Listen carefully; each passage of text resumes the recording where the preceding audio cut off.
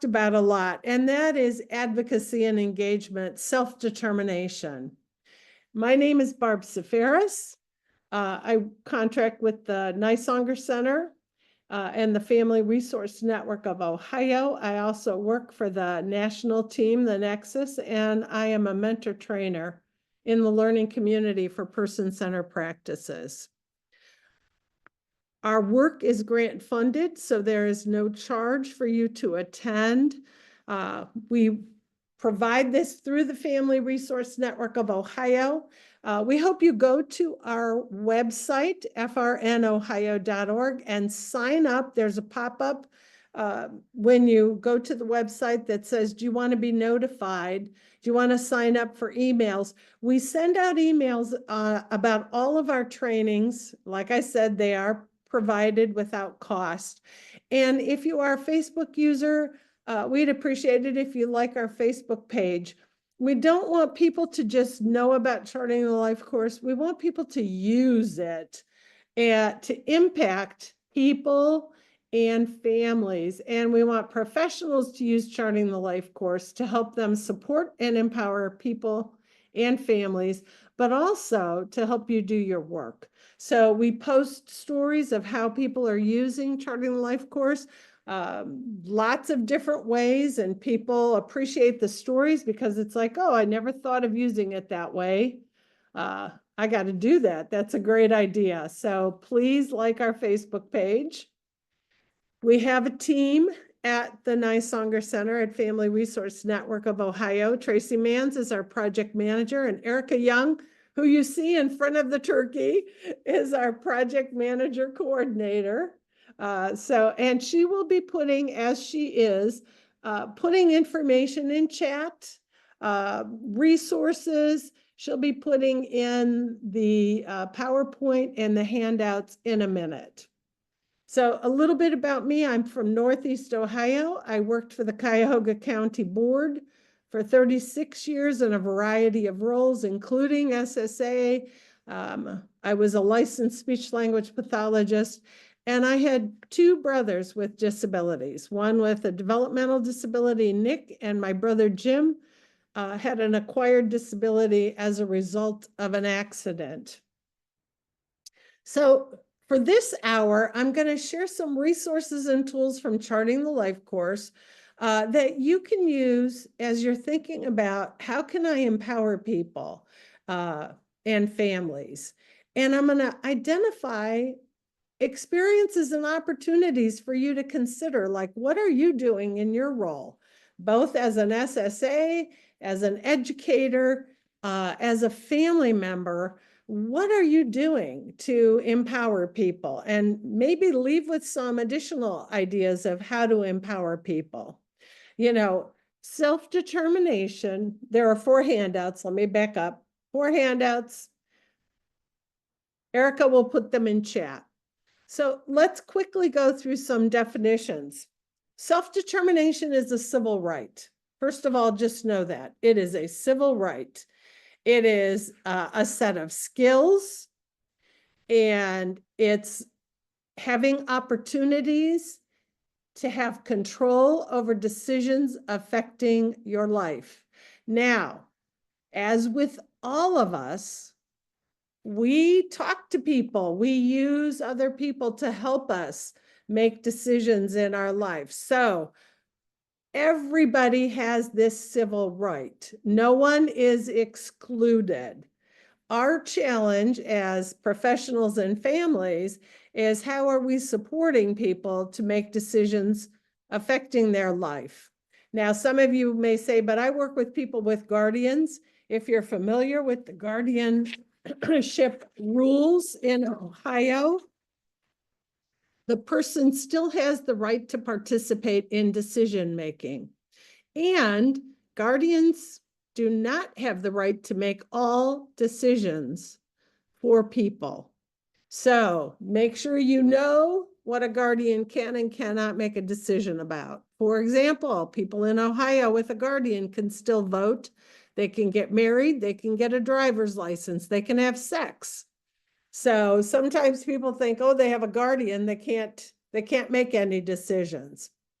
Another term you're going to hear me use a lot today is empower. And that really means giving power or authority to someone. You've heard the term person-centered planning. We use it a lot. We throw it around. But I really talk about person-centered thinking because it's a change in the way we think about people, we support people. And what we want is people to have lives they value, to have positive control over their lives, and are valued in their community. So it's not just the plan, that piece of paper that has to get done and filed, but it's about the lives they have. One of the terms that I've used a lot in my role as a speech language pathologist, supporting people to make informed decisions, is informed decision making. And that really means that people have all the information. And so as professionals, as family members, your first challenge is, are you telling somebody everything or just what you want them to decide? And then informed consent, which is usually it means we sign a piece of paper, it's legal. So think medical decisions, think contracts, think releases, power of attorneys.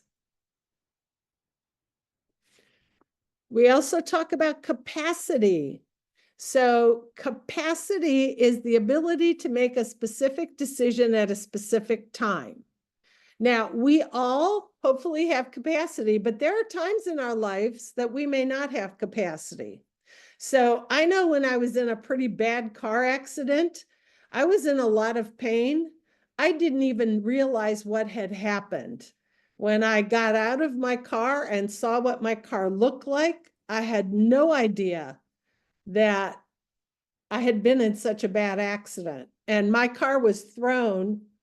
I was the second car at a stoplight. I was thrown into 4 cross lanes of traffic. I had no clue how I got there.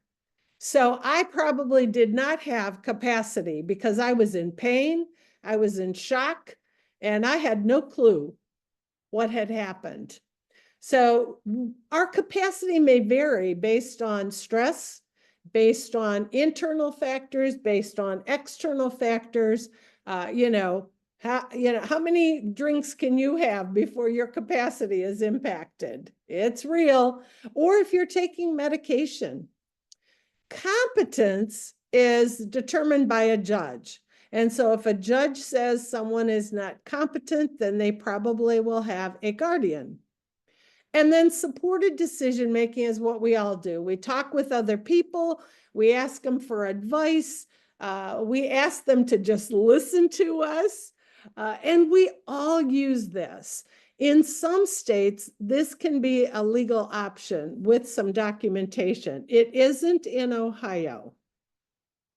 So we know that self-determination, that civil right of having control over decisions affecting your life, is directly linked to quality of life.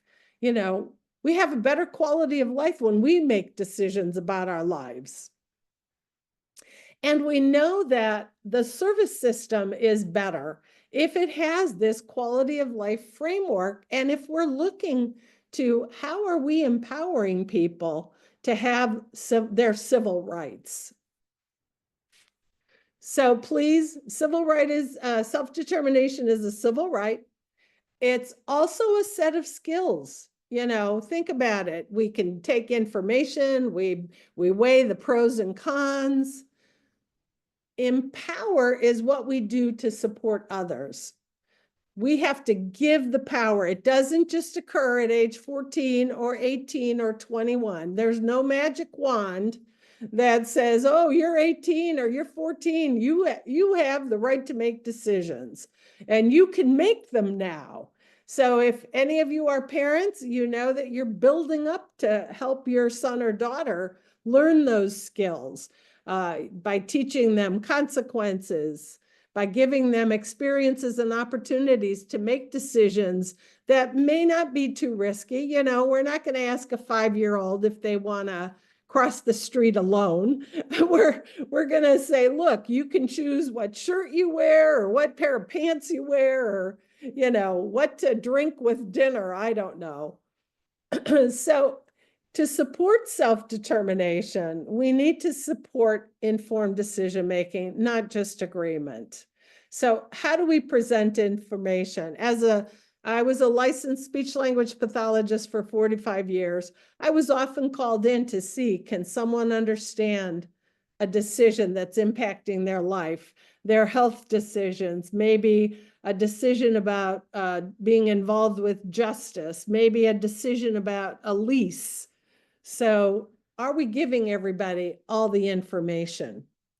In Charting the Life course, you know that we have 6 life domains. If you're an SSA or a service and support administrator, a service coordinator in the DD system, you know that these 6 interconnected life domains are also on the Ohio ISP.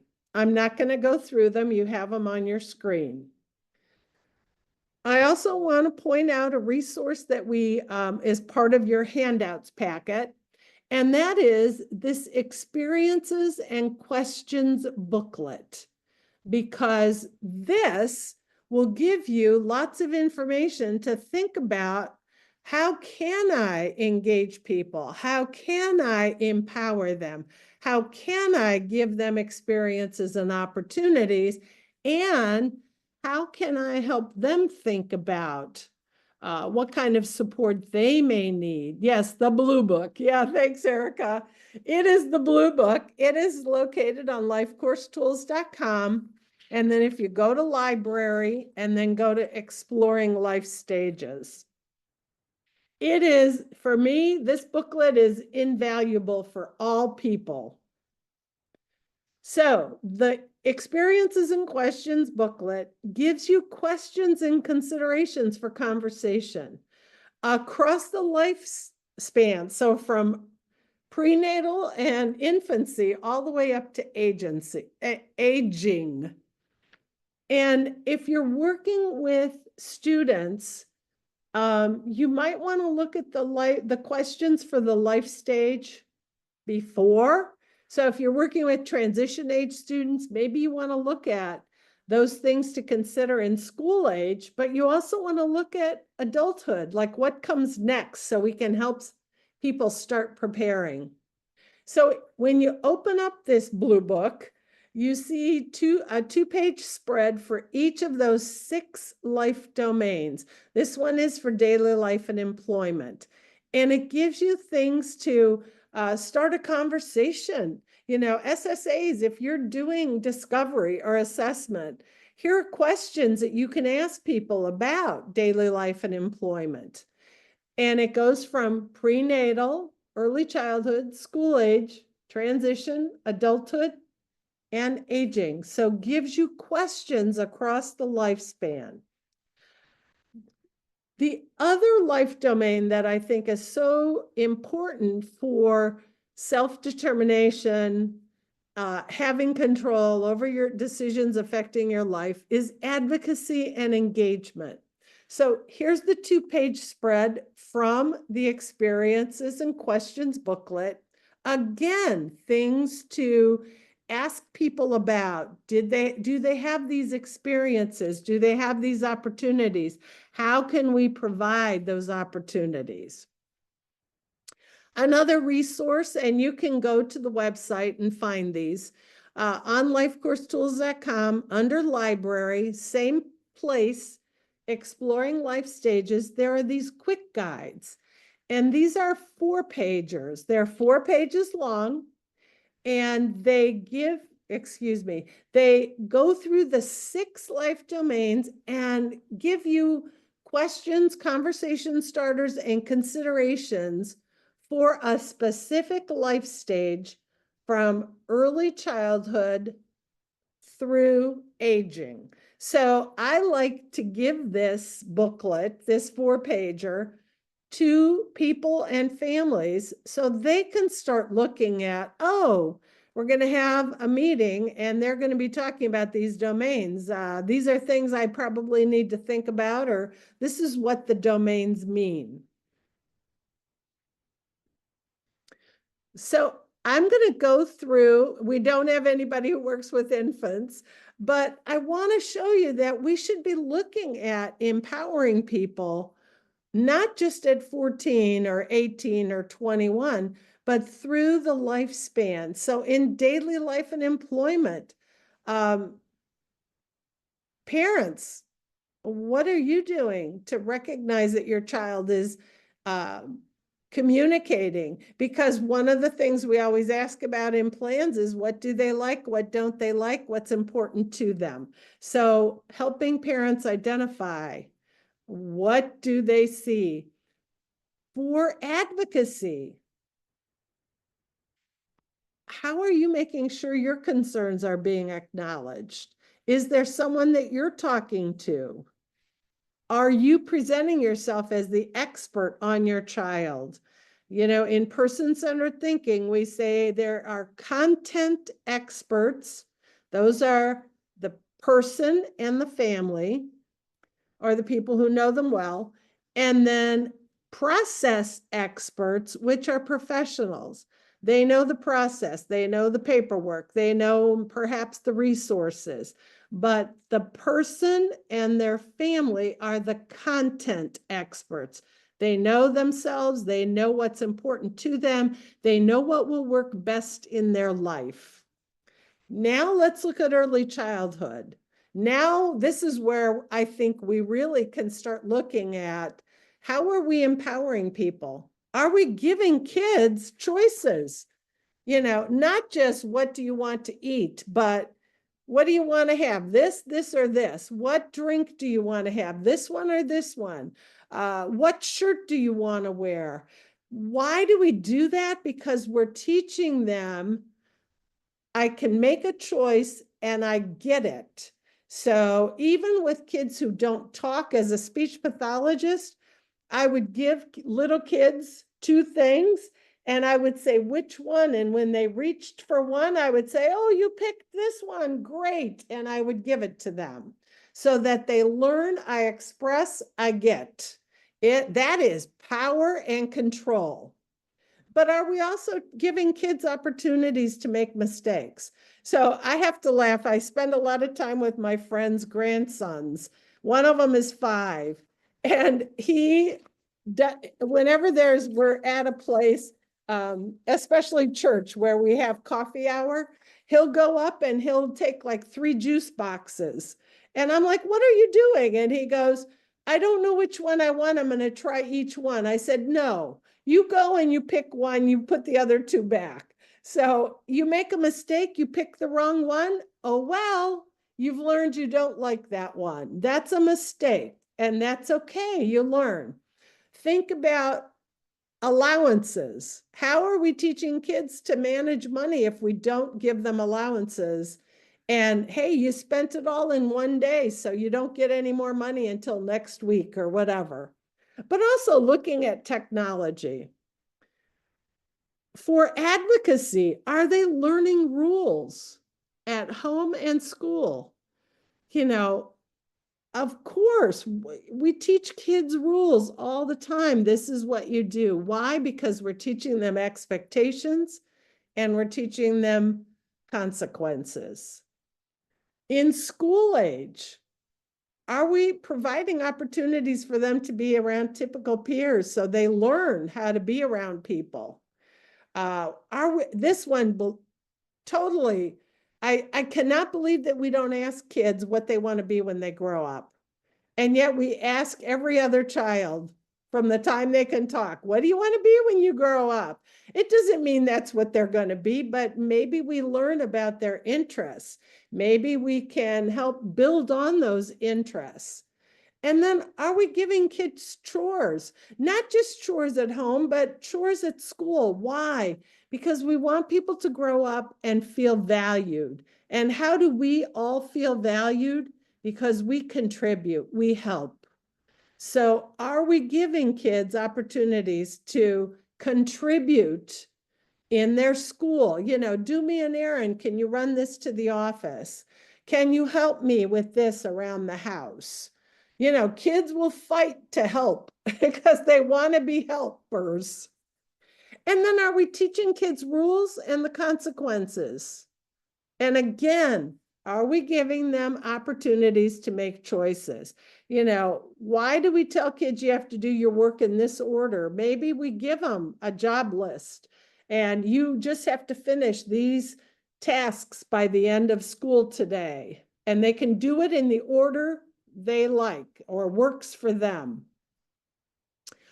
Again, for school age, again, helping them find valued roles so they can how can they help at school? How can they help at home?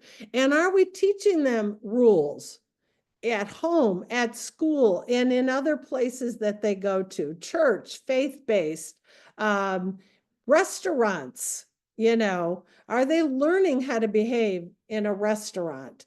Are they having opportunities to learn? In a store? As we look to 14 and over, are they helping develop for daily life and employment? Are they helping develop their plan? Now, educators on the call, there are educators. I do not believe that kids have to run their IEP meetings. Running a meeting is very different than telling people the kind of life you want. That's a whole different skill set.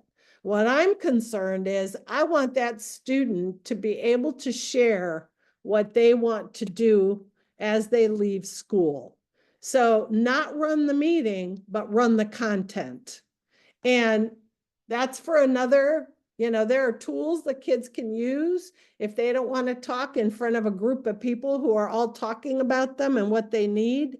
I'm not sure I would talk in a meeting like that, but there are ways that kids can organize their thoughts and share it on paper. Are we even talking to them about what's possible once they leave school? Do they want to go and take classes? Do they want to go to college? Do they want to go to a tech center? Do they want to volunteer? Again, remember, most of us feel worthy and valued because we help others. And so what's a great way for people to help? It's by volunteering. Are we finding something they have a passion for? Are we helping them find a career with that passion and opportunities to volunteer? Are we even talking about adult life? And are we talking about what makes a good day, what makes a bad day? And again, are we teaching responsibilities? In advocacy and engagement, are we supporting people to share their goals and what they want to do? And as I say in Charting the Life course, we never say you can't, but tell me more. Why do you want to do that? What do you like about that? What do you think it will be like? What do you want? What do you see yourself doing? So that we are actually validating and then helping them participate in decisions. And of course, if somebody says, I want to do this, then if we're helping them make informed decisions, we might have to say, okay, that means you've got to have a high school diploma. That means you've got to, know your math or whatever it is. Are we helping people learn about advocacy, speaking up? When to speak up, how to speak up? Are we helping them understand the difference between what's important to them, what they say, and what's important for them, what other people say? And as I said, we talk about content experts and process experts. So are we teaching kids that they are the expert on themselves? Are we teaching them about voting? In adulthood. And again, if you're working with students, you might be talking about adulthood because you're talking about anticipatory guidance. This is what's coming next. So are they continuing to learn? The next one is something I just love when I tell adults, is there anything you want to learn? And I tell them, please don't think about skills that people may be telling you you need to learn, like doing laundry, but is there anything you want to learn? And one woman told me she wanted to learn Italian. Another woman told me she wanted to learn how to use sign language. One young man told me he wanted to learn how to make cheesecake. I said, cheesecake, that's interesting. Why cheesecake? And he goes, because it's my favorite. And if I know how to make it, I can have it whenever I want. And that's what I want to hear from people, not what we've told them. You need to do your laundry, really? How many people, how many of you said, boy, I sure wish I could do my laundry. I sure wish that would be a skill I would have. We want to learn things that are interesting to us, fun to us. So let's get that information, as well as, you got to learn how to do your laundry or have somebody who can help you. Who can help me look towards that vision of a good life? We can't just say to somebody, hey, what's your vision? They'll look at us like, what are you talking about? But if we talk about the domains, what do you want to be doing? And then in adulthood, as far as advocacy and engagement, are we giving people power to make their decisions? Are we having them take responsibility? We like to enable people. We'll remind them 100 times. And it's hard to step back and not keep reminding people and think about ways that we can empower them to follow a procedure or remind themselves, as opposed to us having to prompt them all the time, because all we're doing is making people prompt dependent. When I would support my brother to make decisions, I would be amazed at how information was given to him. It was typically what people wanted him to do. And they would say, so you want to do this, right? And the answer that everybody expected was yes. And I'd stop and say, wait a minute, tell him everything. What's the other option? Well, what do you mean? Well, what's the other option? And people would be like, well, tell them everything. Are we teaching people that, they don't have to make decisions alone, because none of us do, but who do they trust? Who can they talk to? And I had one young man who had 5 siblings, and I said, who do you want to have conversation with? Who do you want me to include? He said, don't talk to my sisters. They're too bossy. They'll start telling me what I need to do. Talk to my brother, because he'll talk to me and he'll listen to me. And I was like, okay, we'll include your brother and not your sisters. So as people are aging, are we helping them think about what happens now? Do you have a hobby? Do you want to be involved in some activities? Do you need to still make money? Do you know about your health?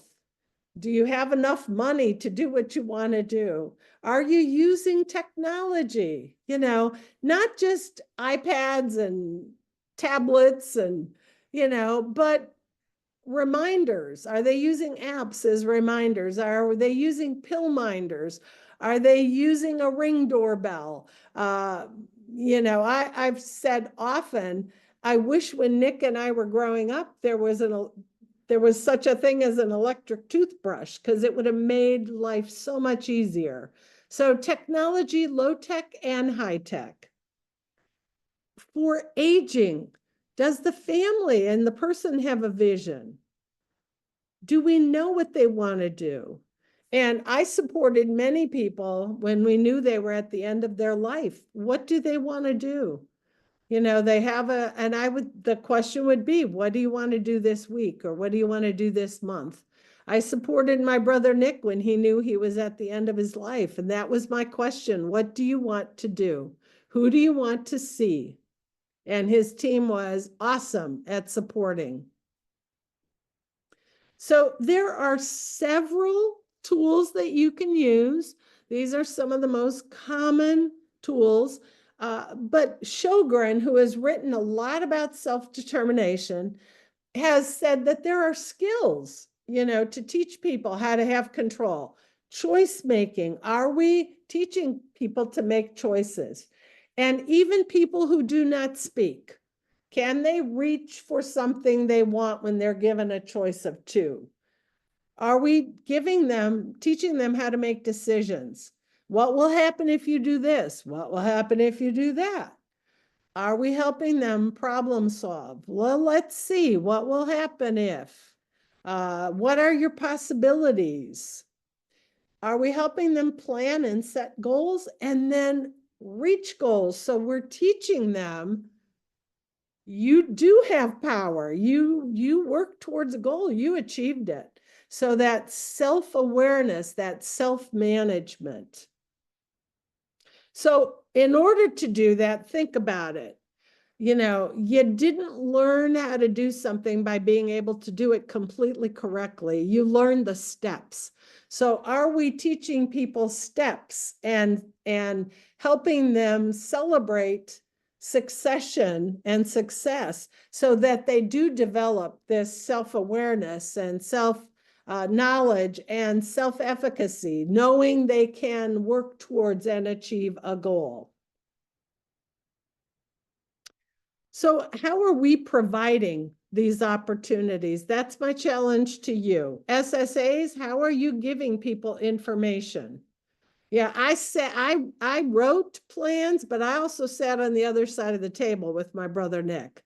And I don't know how many times I'd have to say, please give him all the information. Please tell him everything. One of the things I taught him was, Nick, you can say no. You don't have to agree.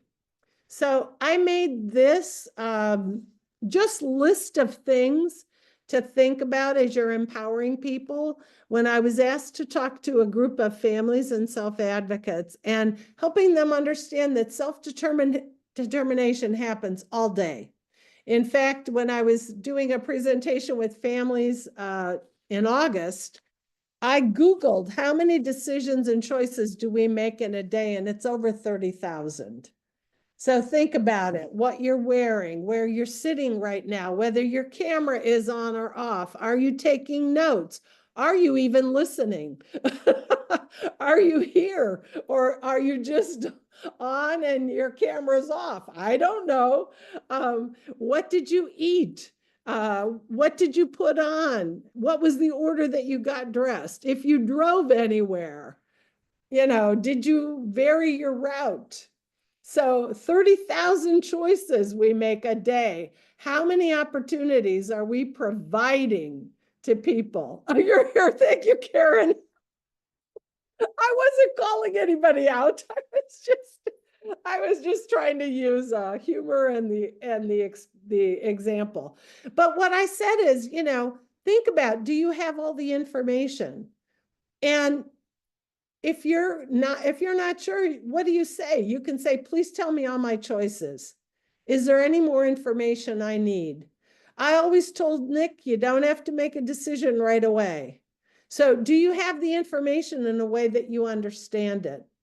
Can you please give me the information in a way I understand? Written, symbols, pictures, video, whatever. Do you understand all the information? You can say, I don't understand. Please explain it to me. And we have to teach people that it's okay. You don't have to act like you understand, just like you and I. When a mechanic starts telling me the car needs X, Y, and Z, I'm like, what does that mean? And then my second question is, how much is it going to cost?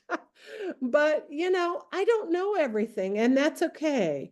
And we need to empower people to ask for clarification and not just take our word for it.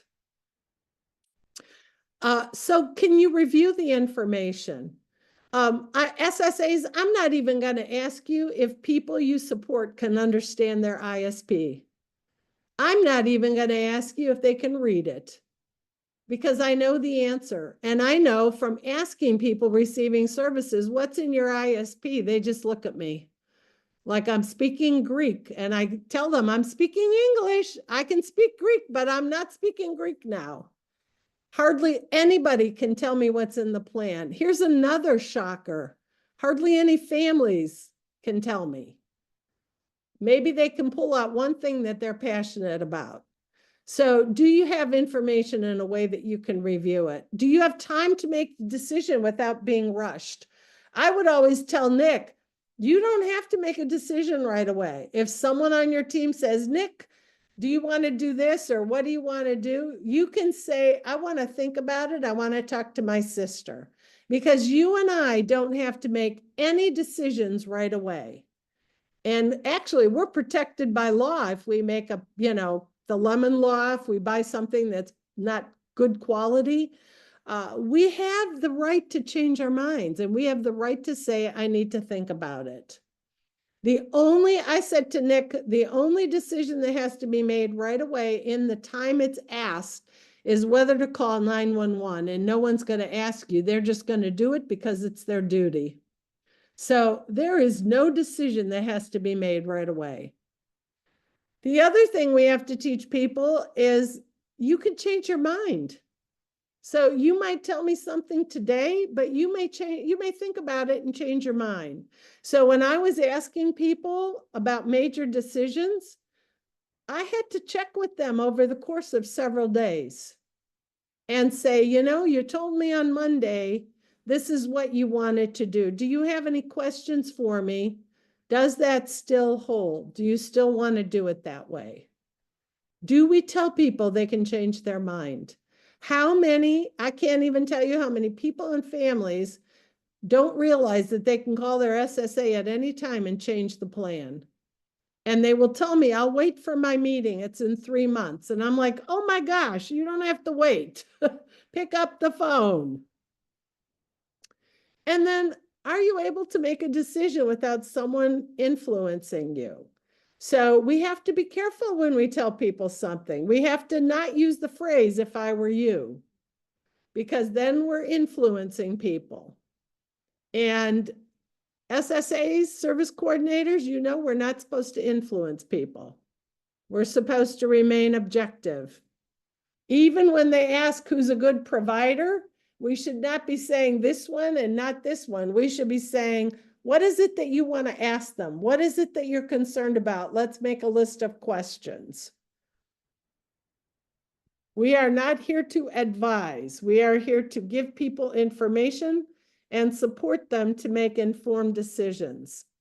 So, do you know you can change your mind?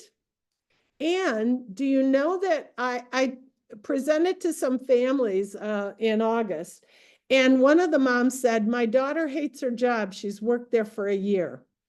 And she said, I told my daughter, stick with it. You're lucky you have a job. And she said, oh my God, I should have said, you stuck with it for a year. Let's see what else we can look for. She goes, Barb, I'm going to go home. I'm going to use some of these tools, and I'm going to hope that she trusts me, that I'm going to listen to her this time and support her to change jobs. And I thought, oh my gosh, how powerful. So think about all these considerations from the tool that I just went through. Are we giving people all the information in a way they understand that they can review? How many of you say to people, can you give me something to read? Or you go Google it, But some of the people we support can't Google and they can't read. So are we giving them the information in a way they understand?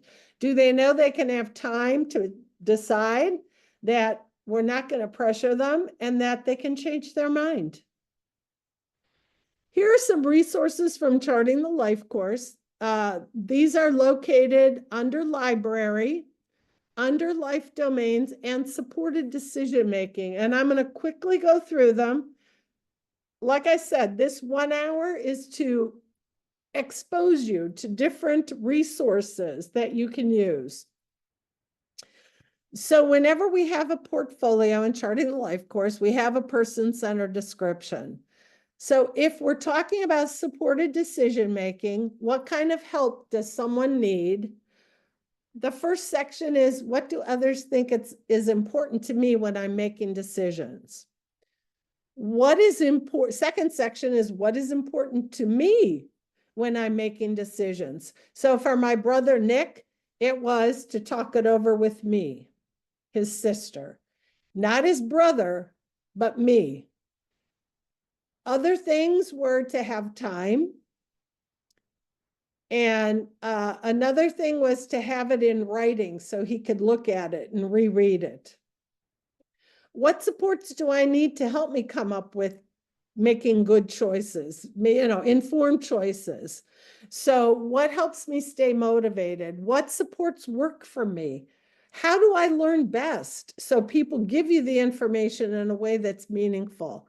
And what's the best way to encourage me?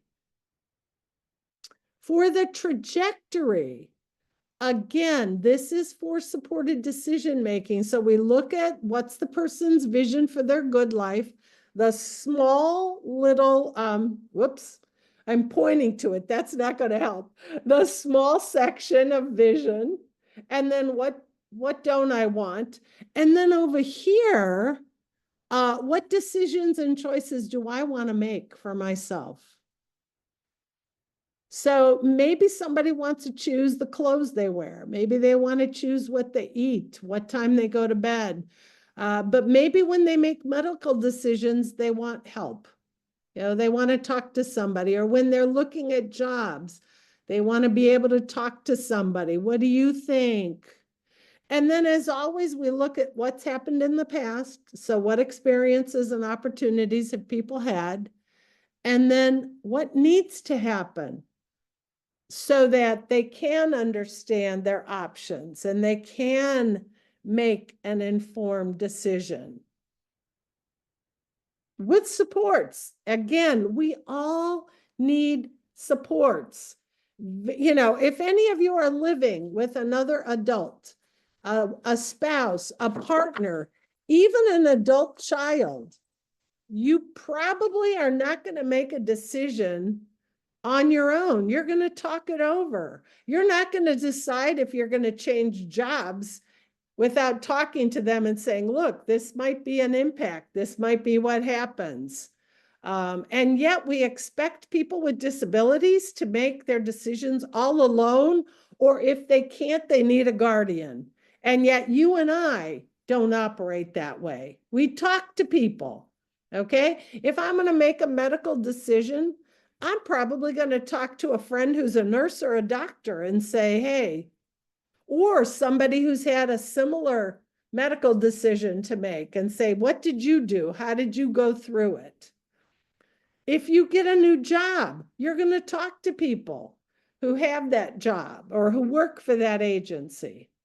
And then the third common tool in a portfolio is the STAR.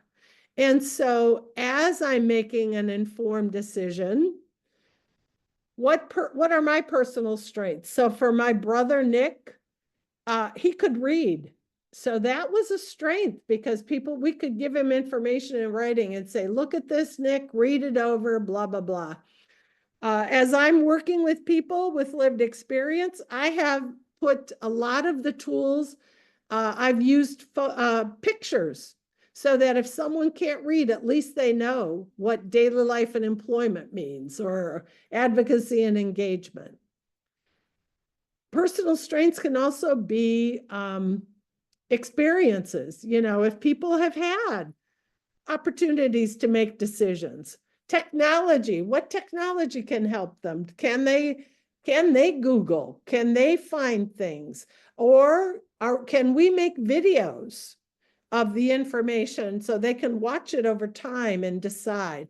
When we take people to go see different places to live or work, are we taking our smartphones or their smartphones and doing videos so they can look at it later when we talk about, do you want to work here or here? Do you want to live here or here? So they can remember what it looks like.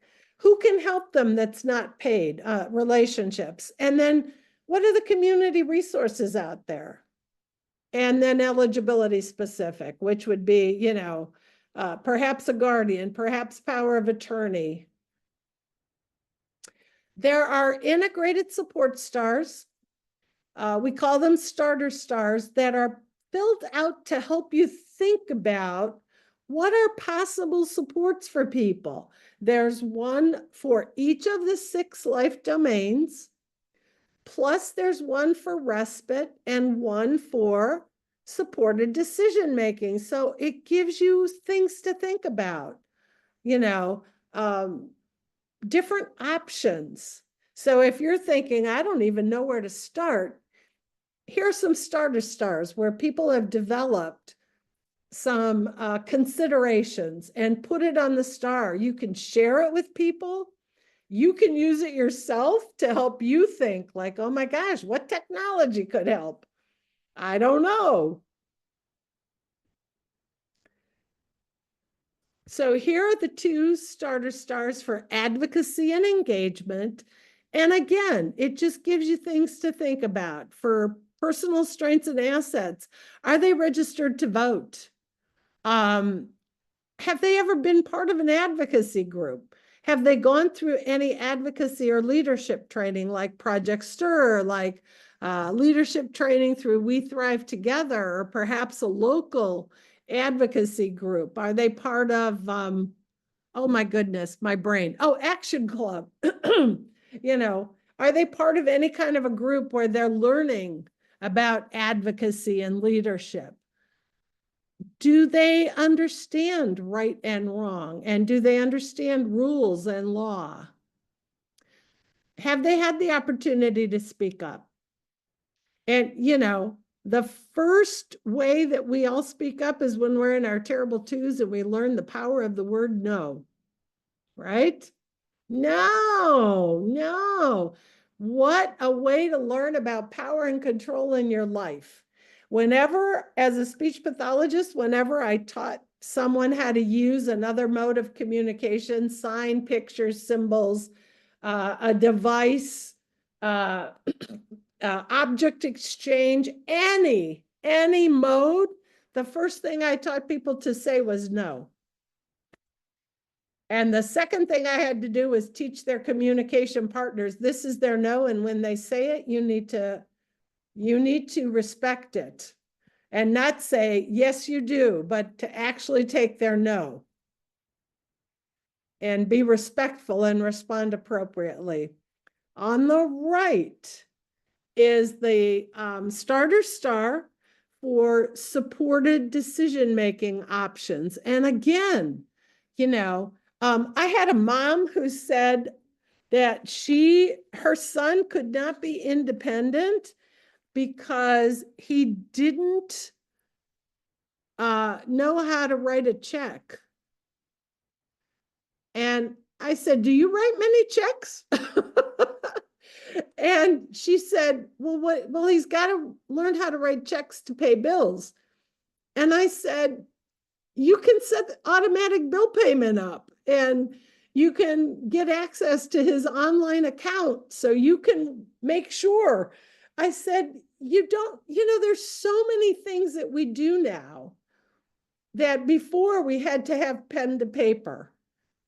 How many of you write checks? I mean, I do write like 2 a month maybe, but most of my bills I pay online. It's like, why am I spending why am I spending time and postage? Some I still have to mail because I haven't figured out how to do the online. But anyway, that's my problem. But, let's look at how can we use technology to make life easier for everybody. There's also this document called Exploring Decision-Making Supports. And this is also on Charting the Life Course on lifecoursetools.com under library, the same place, under domains and then under supported decision-making. And this tool, I love it it's organized by the 6 life domains. And you see this first column is blue. But what's really important is not the color, but the icon. The icon is a person. So there's a whole list of possible decisions in each of the 6 life domains. And then there's 3 options. The first option is I can make this decision myself. So it's a picture of a person. The second column is purple, and that's the principle of the person in the context of family. So the second column is I can make the decision with support, whoever they identify, and it may not be the same person.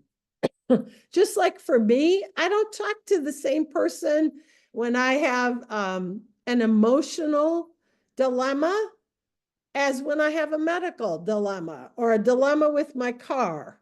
Okay? They're not the same people. I trust people differently. So, and then the third column is this green, and it's an icon of like a state office building. It has pillars and, the roof. And that means I need somebody else to make this decision for me. So maybe we're looking at power of attorney, maybe we're looking at guardianship, etc. But I did this with a group of self-advocates, and I couldn't do the whole tool with them because I didn't have enough time. But just having them think about what is it that you can decide on your own? What is it that you would want? And most of them told me they would talk to their mom or their dad or their brother or sister. What are the ones that you would talk to mom, dad, brother, sister? And, are there any that you're just not sure of? I didn't want to take them to guardianship, but, most of them said they would talk to families. So I left it at that. So what I've tried to do is, again, just give you a lot of resources for you to think about using, maybe not using them directly, but maybe sharing them with families or sharing them with people on your caseload to help them think about how can I offer people opportunities and experiences. But SSAs, you have a lot of opportunities to give them the opportunity to make decisions and not just agree. Okay, because we do that a lot. So again, self-determination is a civil right, but it's also a set of skills. They're listed. Sjogren has done an amazing job of defining them. There's lots of literature on self-determination. Okay, this is not Barbara coming up and thinking of these things. There's lots of literature. But my challenge to you is, how do you provide those opportunities? And I would appreciate it in these last few minutes. Oh, typing in chat. Do you see how you might be able to use? Might go one step more and ask if the DSP, well, you know what, Heather, I don't know what your role is, but providers have no way to pay a DSP to sit and read a 30 to 60 to 80 page ISP. That's the honest truth. And so they can't say, come in and we'll pay you an hour or two to read this ISP, because how many pages is that? I know, Teresa.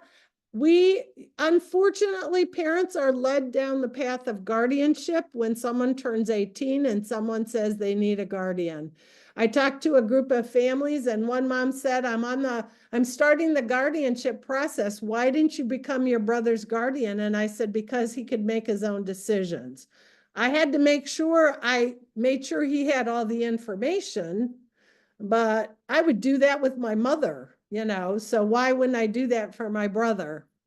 And so I said, why are you going for guard? And she goes, my daughter comes and talks to me. She blah, blah, blah, blah, blah. I said, so how old is she? And she said, 18. I said, why are you going for guardianship? And she said, the teacher told me I had to. So we have a lot of misinformation out there.